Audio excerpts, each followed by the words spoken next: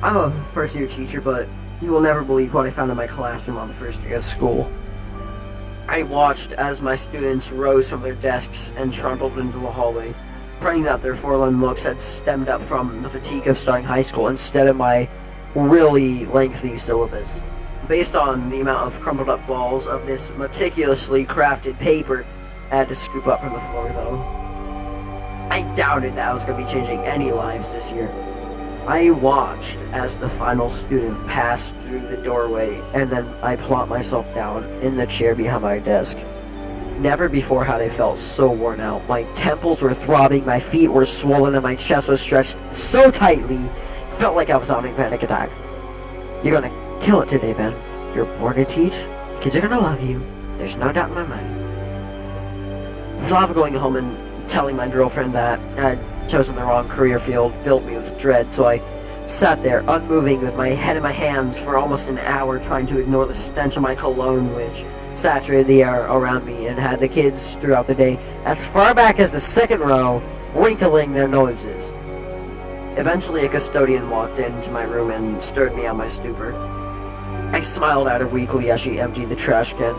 She didn't return my smile, though, and instead replaced the trash bag without so much as making eye contact. Based on her age, she had probably outlasted a million young teachers like myself, and I knew that my pseudo-idealism would carry me to December at latest. There was no point in getting to know me. I would be gone before the semester ran its course, broken and crucified by the apathy of my students and the vice grip of my administrators. She retreated from my room as quickly as she had appeared. Wanting to further the delay of embarrassment of returning home, I decided to rummage in my desk. If there had been so many meetings the week prior, I had yet to peruse the half-dozen drawers. I was curious to see what, if anything, the previous owner had left behind. It was while searching through one of these drawers, I found a note. Dear replacement, under this note is a key to the closet. Please use it. Most rooms here don't have that kind of storage. You lucked out. Don't let the door close behind you. The doorknob sticks. Sincerely, Mrs. Allen. I lifted the note from the drawer and smiled at the tarnished key underneath.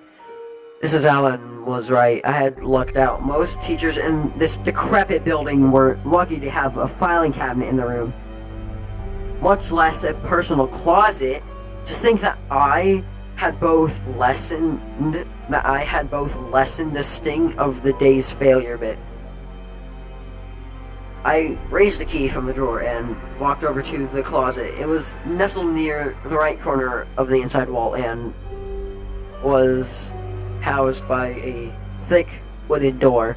I bounced the key in my palm a few times, appreciating its weight, then placed it in the doorknob.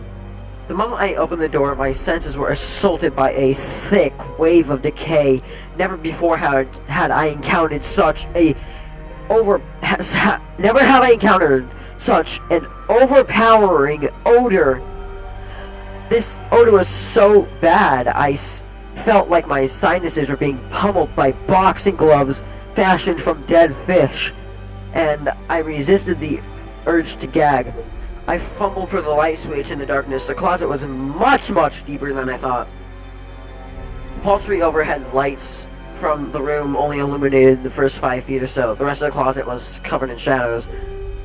I found the light switch a few moments later and flicked it on. A single light bulb came roaring to life and eradicated the shadows with its pale yellow glow. Resting in the left corner of the closet was a female corpse. The level of decomposition was extreme. Her skin had turned a pale green and dark fluids dripped from her mouth and nose. Dozens of maggots were also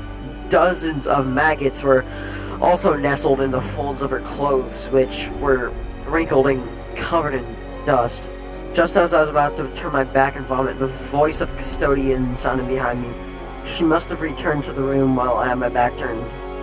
So, that's what's been causing this horrible smell, she said. Who would have thought that the dead animal I've been hunting all summer was Mrs. Allen?